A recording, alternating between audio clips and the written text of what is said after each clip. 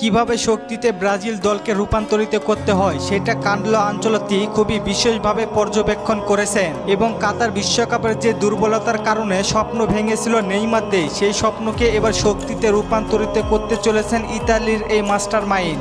ব্রাজিলের হেক্সা mission complete করতে দলে নিয়ে আসবেন বড় চমক। কোচ হিসেবে সেরা তো সেই যে দলের দায়িত্ব নেওয়ার পরে দুর্বলতাকে রূপান্তরিত করতে পারে শক্তিতে। ফুটবলের মহাযুগে তার প্রমাণ মিলেছে বহুবার। এসি মিলান থেকে রিয়াল মাদ্রিদ, দুঃসময়ে যখন যে ক্লাবের দায়িত্ব নিয়েছেন সেই ক্লাবকে ইতালির ইতিহাসে সেরাতে রূপান্তরিত করেছেন।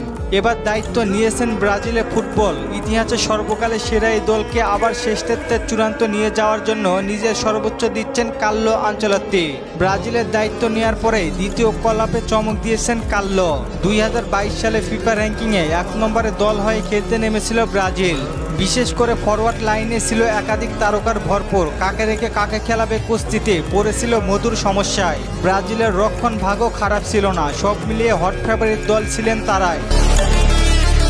ব্রাজিলের দুর্বলতা ছিল মাঝমাঠে, এই মাঝমাঠের কারণেই কোয়ার্টার ফাইনালে হারতে হয় ব্রাজিলকে। কোপা আমেরিকার দলেও একই অবস্থা ছিল ব্রাজিলের। সর্বশেষ ম্যাচে আর্জেন্টিনার বিপক্ষেও মাঝমাঠ ছিল ফাঁকা। এই মাঝমাঠটাই শক্তিতে রূপান্তর করতে চলেছেন কার্লো আনচেলত্তি। বিশ্বকাপে যেই দল মাঝমাঠের বেশি শক্তিশালী তারাই জিতে ট্রফি।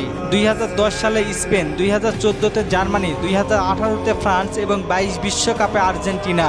আর কার্লো আনচেলত্তি মাঝমাঠে দিয়েছেন চমক। দীর্ঘদিন পরে দলে ফিরেছেন লুকাস পাকুয়েতা। লাস্ট 2 ম্যাচে দুর্দান্ত গোল করেছেন পাকুয়েতা। তারপরেই আছে আরেক অভিজ্ঞ মিডফিল্ডার ক্যাসমিরো।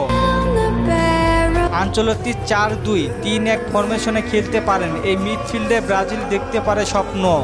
আপনাদের কি মনে হয়, মিডফিল্ড শক্ত করে ব্রাজিল কি পারবে বিশ্বকাপ জিততে? জানিয়ে দিন কমেন্ট করে।